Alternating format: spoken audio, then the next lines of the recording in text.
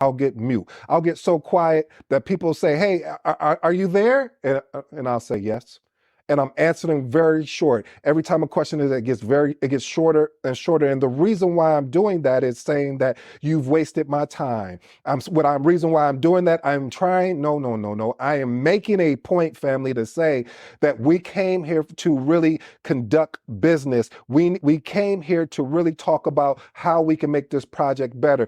You're focused on the results. I'm focused on the outcome. How can I get us on the same page?